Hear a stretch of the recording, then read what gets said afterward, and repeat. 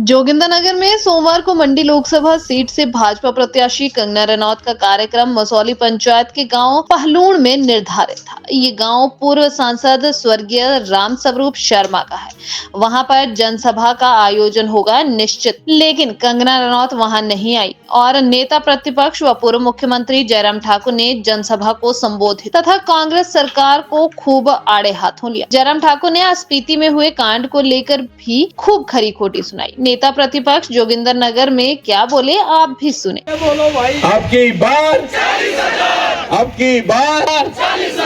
आप सबसे मेरा विनम्र निवेदन है कि जिस तरह से कंगना रनावत जी के नॉमिनेशन में आपने बढ़ चढ़ करके हिस्सा लिया, आप सबको मैं निमंत्रण देने मंत्री मंडी में आ रहे हैं और यहाँ से जोगिंदरनगर से बड़ी संख्या में क्या आंकड़ा दिया आपको, ज्यादा करो तो बड़ी संख्या में आप लोगों ने पहुंचना है और मंडी के मंडी के हमारे पड्डल के मैदान में 24 तारीख को, और यही मैं आप सबसे निवेदन करते हुए अपनी बात को पूरा करता हूं। कंगना जी का चुनाव चिन्ह कमल का फूल पहले नंबर पर है और भारतीय जनता पार्टी रहेगी भी पहले नंबर पर, न आगे न पीछे न दाएं न बाएं, पहला नंबर भाजपा का है और उनको आपने दबा करके अपना आशीर्वाद देना है। घोटाला सब जगह, घोटाला ही घोटाला।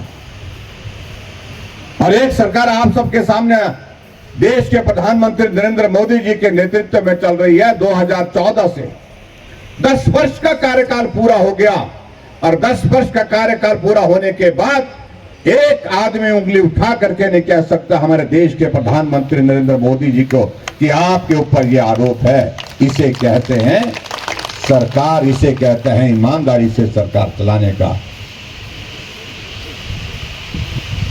भाई और बहनों, मैं देख रहा हूं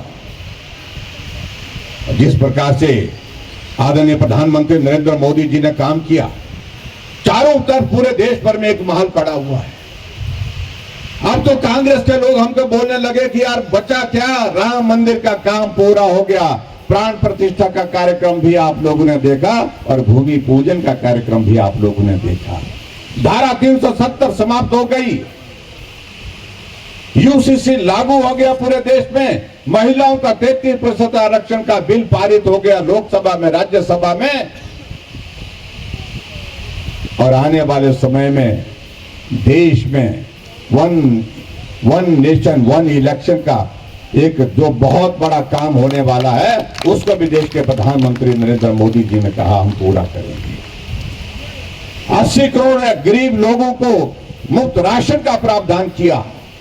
25 करोड़ से ज्यादा गरीब लोगों की संभव नहीं है, लेकिन ईश्वर ताकत दे सभी को उस क्षतिपूर्ति के लिए।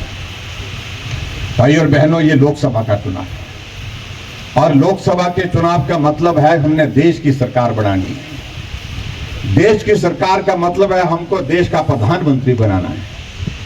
और जब देश के प्रधानमंत्री बनाने की बात और सरकार बनाने की बात आती है तो पूरे देश में अब की बार एक ही नारा लगा हुआ है, एक कोने से दूसरे कोने तक, और वो नारा ये है कि चुनाव होना बाकी है, वोट अभी पड़ने बाकी है, लेकिन देश ने पहले ही तय कर दिया है कि आएंगे तो मोदी ही। ये सबसे बड़ी बात है।